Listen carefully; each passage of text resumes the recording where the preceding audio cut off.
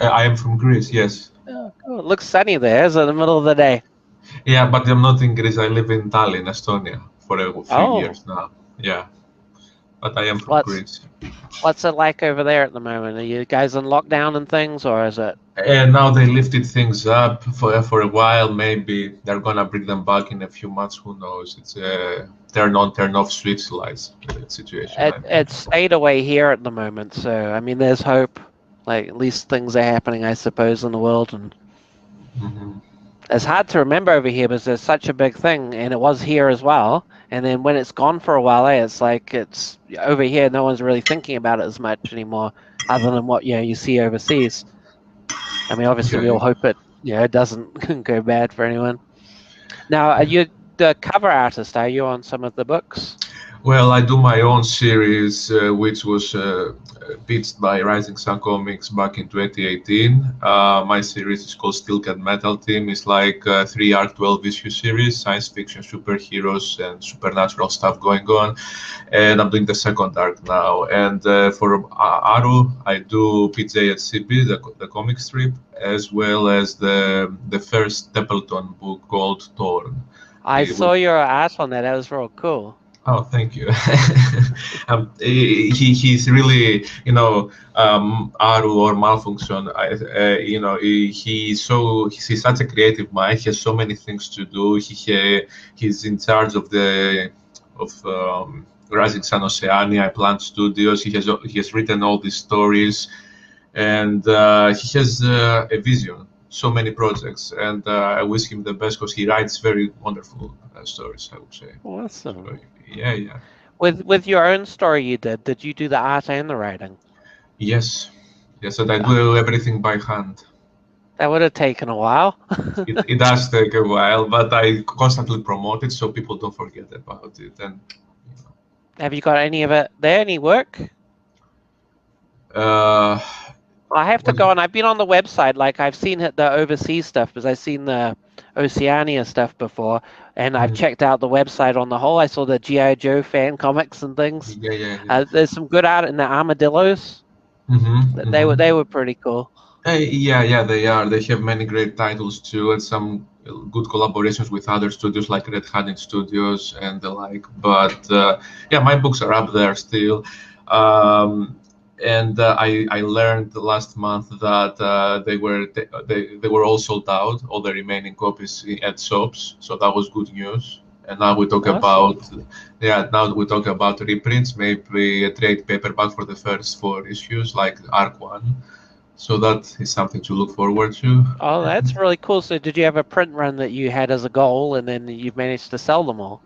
Yeah, it was like I have had two printings of issue one, and I think of the other books too. So they were also sold out to like 2 times already. So Awesome. yeah, That's got to feel good. it does feel good because it's so much work. My hands sometimes I don't recognize them for because I do everything by hand. You Yeah, can of get it. course. Yeah, and many hours and many doubts. Artists creators can be harsh on themselves quite often. So, but it's rewarding. It's rewarding, and of course, I can do better, and I'm growing. I get better at drawing, at writing. It's like a learning process too, and I have learned quite a lot about the comic book industry and the medium through Hawk Sanders, the editor and CEO, if I remember well. Yeah, and Aru here. Now he gives me the opportunity to illustrate his projects, which is great. Um, it's an ongoing What would process you for me. say with your personal project?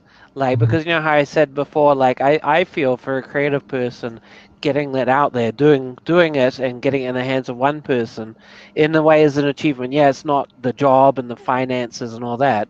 But for you, like what was your main goals? Like was that a big part of your first project or not so much your driver?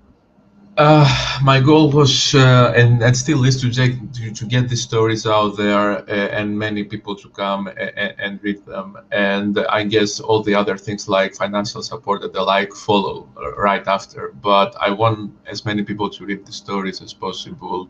You know. That's my Okay, main yeah, goal. it's creating really. But sometimes Mhm. with creating we talk about like the money and control and all that, but when you're creating something, I think for a creative person, that's normally the core driver. Yeah, I mean, money is good too. I mean, you want to be Oh, rewarded you for need all it. your labor. Yeah, especially when it comes to comics. But I think the first type of reward that comes to mind is for people to read it and like it. I mean, that's my first goal. The Did you other get any letters and things like about it? The I reviews? Actually, yeah, I have gotten some reviews and feedbacks through the social media and phone calls or emails, and they are all positive so far. Of course, if you see my current artwork with Arc One's art, it has been improved even more, and the editor and and the viewers and readers can recognize that too. So that shows me that I do something right, I guess. So, How but. did the first review feel? Like the first time someone said, "I read your book," and that would have been pretty special. Oh man, yeah. I mean, I remember also that one was from the US, from Utah. Someone from there actually bought the whole arc at once and started reading it. And every time he would finish a book, he would make a review with the pictures of the books on his desk. And that was very heartwarming for me. It's like very touching. And it feels like, okay, it's worth it, no matter the labor and the hours. And I want to say these stories, otherwise I would have huge regrets, even if they wouldn't do so well, as far as I'm able to put them out there, you know And you got all but the way to the States. yeah, States and New Zealand, so that is something. And I have Greeks, I mean, learning about the company and the stories, because either through my social media or the Comic Con we used to have in my hometown, which now has been postponed since last year. Hopefully, it will come back. So, yeah. With your did you go to school to learn to draw or write, or like did you do any formal Uh, stuff with it, or did you just kind of learn yourself? Well, let's say that school played a huge role into learning how to write, and of course, reading. I love reading different types of books, and of course, I'm a comic book fan collector. And then I attended 5 years University School of Fine Arts, my hometown. I graduated, but I always wanted to do comics. Comics in Greece, so they have a big scene, bigger at least from Estonia. It is not considered yet like an academic fine art I type was of going to thing. ask when you said fine arts, did when you had your teachers and stuff, and you said you want to do comics, were they like that's as Uh, I studied animation and they hated comics, uh, superheroes, right? no, that's even more weird. That's even more weird because animation is part of the pop culture, like comics. Like, while in my school, we had some people who were recognizing it as an artwork, and others who said, "Ah, no, it's not art." Are you kidding me? How you can do it then? You have to know. I mean, anyway, but usually we have people who open up their own schools to go and learn, how the comic book medium. But Mm. I'm self-taught basically, and then I have learned even more through the publisher I'm working with. So yeah, it's But like I just a know. love of comics, Oh yeah, being yeah. surrounded by them, like you'd be drawing them and stuff. What kind of comics do you like? So, I mean, you're a collector too, That's naturally. Yeah. I mean, listen. My first comics were Disney titles, so I like cartoon-like characters, like the Disney characters, Garfield, Snoopy. The comic strips. I like them a lot. They were on the newspapers. They were making it boring for me. Piece of paper with text more a little appealing because of the strips. And then it was the superheroes, first because of the animated series like Spider-Man, Batman in the 90s. And then I started learning more about the big publishers and others like Dark Horse Image, and then more indie companies, and then comic books from all over the world. Not only, I mean, from India, from Africa, from the Baltic states, from the Scandinavian nations. It's from all over the world, and of course from the Greek community too. And even here in Estonia, they have some creators, but the scene is so small right now. Yet I love learning about comic book works and creators from all over the world. I think it's amazing, the storytelling. I love saying stories since an early age, and I found comics to be the most fitting medium for me. So yeah. Oh, that's awesome. Yeah. I dabble in comics. I think a lot of people who grow up liking comics and animation, they have a taste for comics. They like most people, I think, lean to art or lean to they have that creative aspect. I find because when I went to animation school, half of them were big manga fans or comic fans wanting to draw superheroes and things. And yeah, I've always found it's kind of like a scene, like the type of people we're similar, and that's what's good about the community. I feel is like it's quite well, it's inclusive and just enjoying the art form and what it is. I don't know where I was going with that. I don't know. Is he coming back or? I don't know. You might. I run the comic group over here. Like one of them. There's a few in New Zealand. Um, Mhm. it's just a collectors group because before I started doing it, which I started with 0 people, and we got Oh. like the biggest one now here. Um, Mhm. but there wasn't anything really bringing everyone together. There are people selling stuff, but you didn't really do the community thing. But like you said, with branching out and meeting people in the different areas in your city in your country is really cool. Like it's amazing they are out there.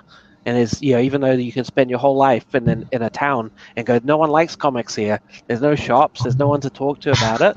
And then when you get people together or have a call to action, a place where they can go, is real exciting because you suddenly make new friends and contacts and Mm. share stories or interests. Maybe collaborations can come out from it too for a project. Mm. Yeah. So New Zealand, but I mean, you do have some conventions going on, so it's not like comics are a But completely unfamiliar thing. no, but when you go to a convention, though, normally it's either back in the day, it used to be very quiet here, like more like a garage sale, and you're flicking through the books and looking for your treasure. You might go there with friends, but you're Hmm. not really socializing so much. You might be able to meet artists and things and go, have a chat and sign stuff, but you're not really developing a community as such. And now you've got the opposite, where you got the real big events where it's all about the money and it's not necessarily as focused on one aspect. And likewise, it's very hard to make connections there. Like maybe if you're a superstar cosplayer or you're a really outgoing person, you network well, but it's more of a networking exercise rather than a friendly community thing. Yeah, that's the other aspect of it, like that makes it like sometimes makes me wonder, like no, makes me thinking why it couldn't be more simple. I mean, I had to join the social media just back in 2017 in order to let people know of my work. I just want to draw. I don't want to do this stuff to continue promoted but at the same time, I learned some. I take something from all these experiences. I grow in this manner too. So giving interviews, talking with other people, maybe it helps me get out from myself. So maybe it's not that Mm. bad. So. You do learn, like, because I don't know how long you've been doing the screen time thing and the chat. When I first did it, I was freaked out, and I was just looking at myself and go, and you do it 10 times, and it becomes more normal. Like, it's still sometimes you just go, and you look at yourself and you go, it's a bit weird, but you get more and it is a skill, like, and sadly in this day and age, I mean, it's almost a necessity. Because like if I was a producer or something and I was hiring you and I was in a different country, I'd probably want to talk to you like this and go, hey, there you are, kind of thing. And yet, naturally, we're not very good at it. Not everyone's going to be comfortable at it or trained or feel natural or be able to talk. And so it is a good skill. I think these days, like we've got a big opportunity with everything. So when Ari was saying, it's our opportunity as indie developers, is the opportunity for creators, because creators in like pretty much every aspect, like what Mark was saying, the animation tools and things, like there's a lot of things coming available that used to be very specialized or expensive or you need formal training, where nowadays if you create, you're doing half the work, like you've got a lot of tools to help you get out there.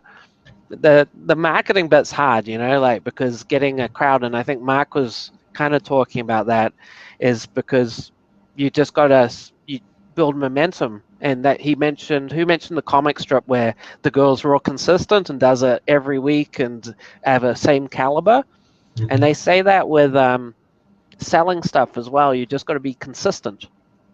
Consistent and keep on putting it out there, so you keep on being fresh and new, and people can get used to you. And it's not that every single one of those times you sell something or you get a new customer, but the fact that you're repeating it, you've got all this backlog, you've got all this history where when someone does join, they join in. And so like Aru and yourself doing your work is you just got to kind of steam through. I think a lot of the successful creators in comics and other areas say, I wasn't making it at this point at all, and I'd done Spider-Man and I'd done Batman, no one knew who I was, and I did this, and then people love me, and then I've got my own, character. And so that they used to say that in art school when I did animation, that you've just got to kind of, you're doing it because you love it, and the money shouldn't matter initially, like, because sometimes it's not guaranteed. Like, a lot of people do those kind of volunteer kind of jobs, intern stuff,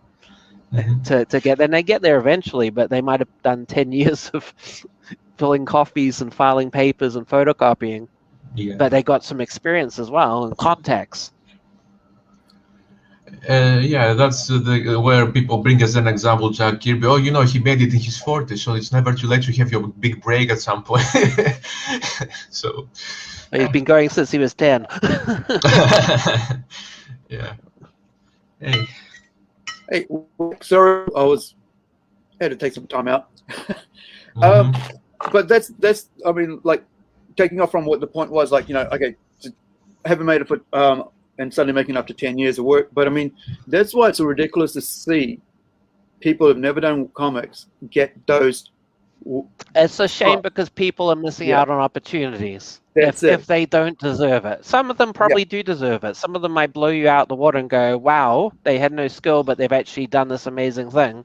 But it's a shame if you've worked really hard and you deserve the opportunity, but because you're not XYZ, you're not what they want at the moment. Yeah, and that's a sad state of where we are at the moment. Anyway, so hopefully Konstantinos talked about his projects. We were having a real nice talk. I was really enjoying meeting him. It was cool. Yeah, no, he's a real good talent, and I was really surprised the work he did on PJ and Chibi. And if you look at the artwork there, it's just the 3 panels each time, the amount of work he puts into. Because I don't have to tell him to do too much to it. That's the thing. I'll just go, this panel, this happens, these are my scripts. And, this is the speech bubbles that have to go on there. And I'm really proud of PJ and Chibi. I think that's something that I never thought about doing because, I mean, I grew up reading Garfield and Obelix, and Asterix, the cartoon styles that I grew up on, And then on the opposite side of that, I grew up reading 2000 AD. Right at the same freaking time, so it's for me, it's just hand in hand. That's why I think the division between comic styles is just silly. But yeah, I think the work that he puts into PJ and Chibi is really good. And if you guys go to plungecomics.com and you click on that PJ and Chibi button, you'll find we've got, I think it's like 19 for the first volume we've finished. We've got to come back once I start. I've planned out the next lot of series runs on that. Can you do screen share? I can't. Sorry, I don't know how to do it on these things. That's the problem with these things. Amateur. I know. I haven't done StreamYard for. I think I should. What I should do is get these printed out. I'll get them all printed out for to show people. Maybe he's got some. I have some original art here if you want to see. Yeah. Oh, awesome. I'd love to. Well, so I do the write-up, I get the scripts done, and then he does the artwork. Bring it closer, Cons. KB, bring it closer. Yeah. So that's them sitting around the table talking about something. That had to do with this. That had to do with this. Yeah. Yeah, that had to do with that. Cat in the hat.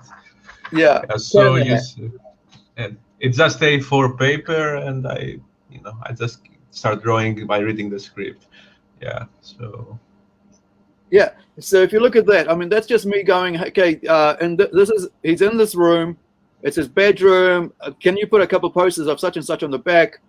And then can you, and then I'll give him the text. And he's looking at him this way and so on.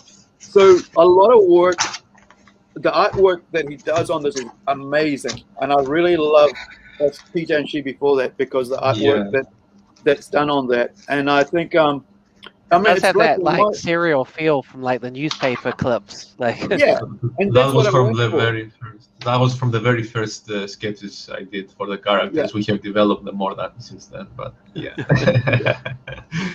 Yeah, So, I mean, I had to basically go, okay, this is what I want. This is what I want. Let's change this. Let's keep this and do that.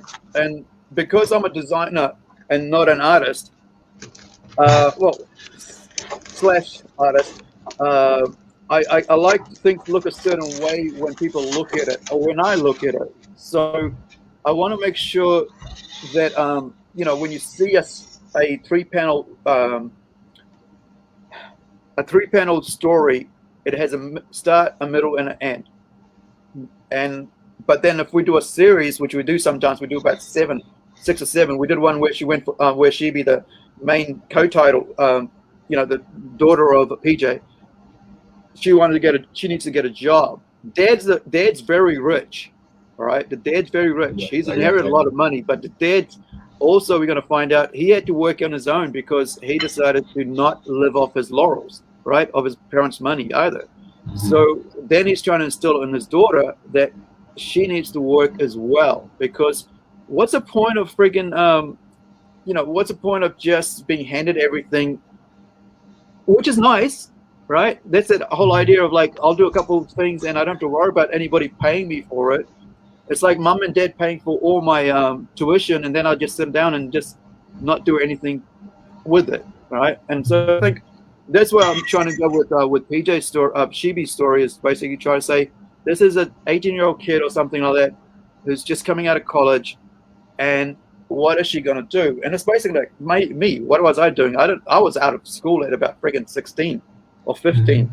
You know, what am I gonna do? I went and did a whole bunch of courses, and then I went and I think my parents pushed me out of the nest and said, go live with your uncle.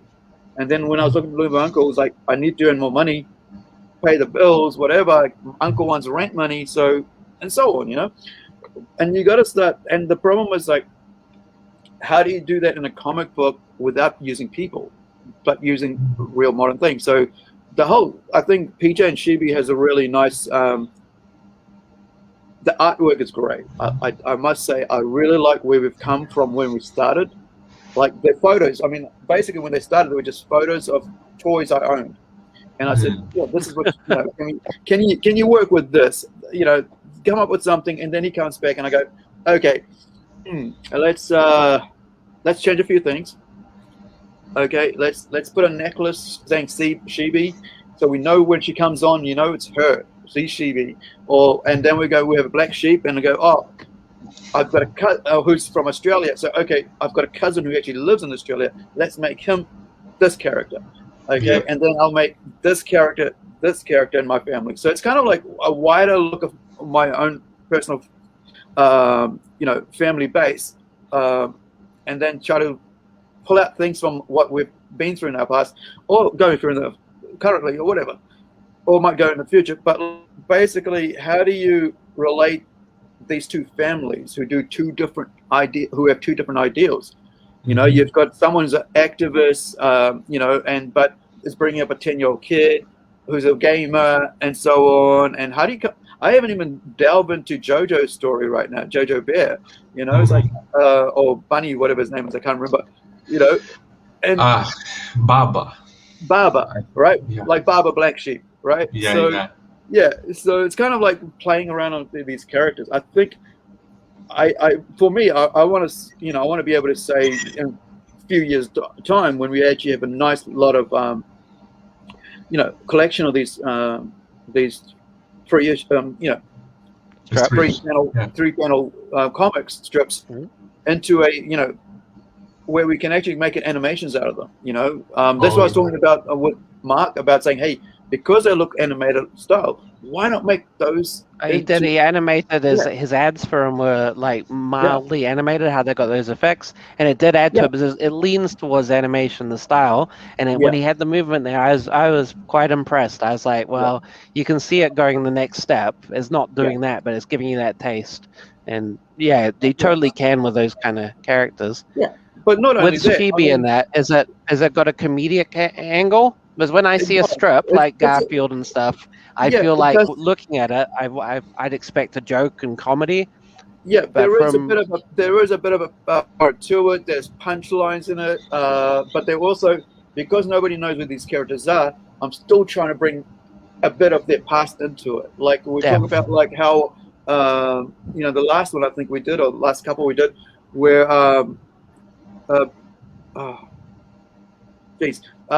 Baba, Dad Baba was basically Stormy Baba, right? The black sheep. Yeah. He was basically chucked out of Australia, and thrown back into New Zealand and now we need to talk about his backstory. What the hell is he doing in New Zealand, right? And so on. And we've sorted out who, the other family, the main family, PJ and Shebi, are like, and what their family's about. But now we're trying to deal with these guys. So you're still trying to balance telling the story, making a bit of humor, putting your point across, and then not only that, giving you an idea of who they are as well. And I have, like I said, I haven't dealt with the Jojo Baba yet. I think Jojo's a really cool character. I think he's going to have a lot of fun. He's based on one of my nephews, so hopefully we can put a bit of cheekiness to him soon. But I like drawing him. Yeah, he's your average 10-year-old with the headphones, with baggy jeans, and doing his computer gaming stuff, and he questions, he hears this things like, how come everybody else gets to behave badly on internet, but I'm not allowed to, Dad? Yeah, exactly. Well, that's because, blah, and it's all these questions you ask that kids ask. So with him, and that's where I want to go with Jojo. Where Shebi, like I said, it's about her growing up, and then we're gonna looking at going into his with PJ's business. We haven't gone into his business. We've gone to his mum, his wife's, Kira. Kira. Yeah, so Kira Gray, she's like a former model from Alaska, right? Now she's in her 40s, and so she's basically out there as a very, very good businesswoman, doing a thing. And so we've placed those three, but now also, Michaela, who's the rabbit mother of Jojo, and she's an activist, right? So how do we deal with her doing those things and still trying to raise a family as well? And it's fun. I think that's the thing about comic strips. It's fun. You gotta try to play around with what they're doing, but it's kind of me putting a bit of my humor into it that most people don't see, because all they see me is talking a lot of serious shit, and they see me as a serious person, but they don't see me having my joke arounds with people and my friends, going to, game nights once every 2 weeks, and, being silly, playing Cards versus Humanity and all that stuff. But then you've got the other side where we go really into delving into the manga things that I love, like supernatural stuff. I think, did you talk about Konstantinos Templeton? Yeah, I just said I like the art. Yeah, I do really like that art. That's the first art I saw that you did. Yeah.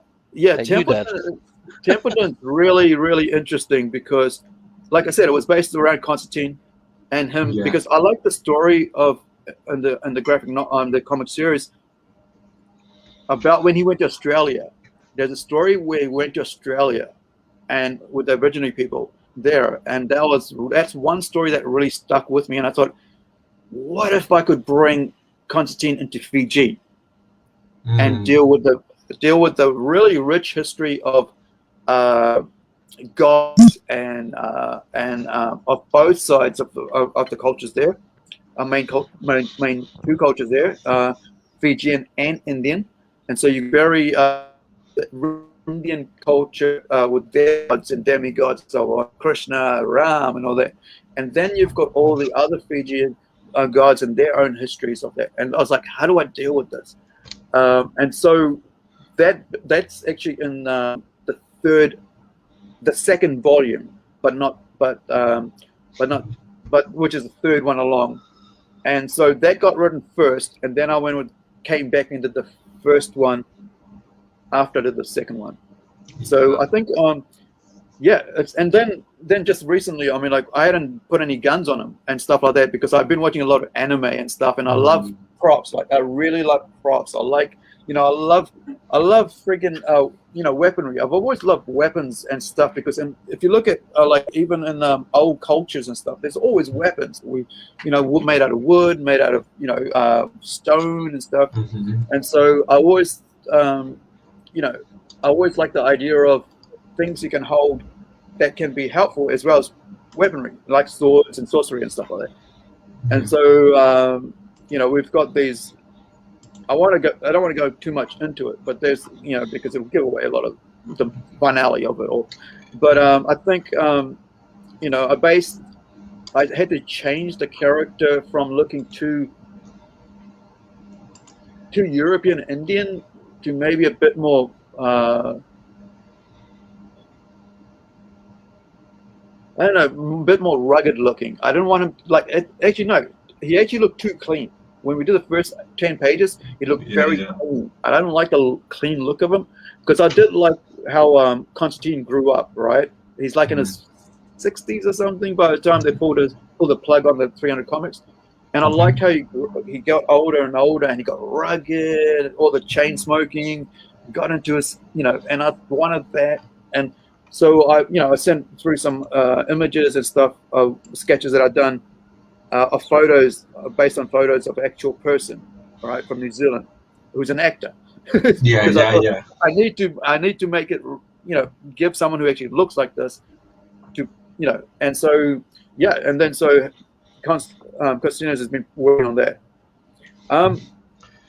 But we've got, the idea of what we do with what we're putting out. Like the next thing we're putting out, right, is this basically. So, incredible. And so that's Kickstarter. And that's why I liked asking the questions I did. Wanted to ask the questions I did with Mark, was that because he's already done Kickstarter. He's on his second or third now. And I wanted to know how that all works out, because this is our first one. And, you don't want to fail on the first one, right? Because that's just sort of bums you out, because you just take 3 steps back when you try to take 1 step forward. And I think hopefully you probably can't let it defeat you either. Of course. So if you didn't do it, then you just have to ride through it. Because the people who give up are the ones who just stop. And so you never have get to anything done if you give up. That's the thing. Be like the juggernaut. What's that? Sorry? You have to be like the juggernaut.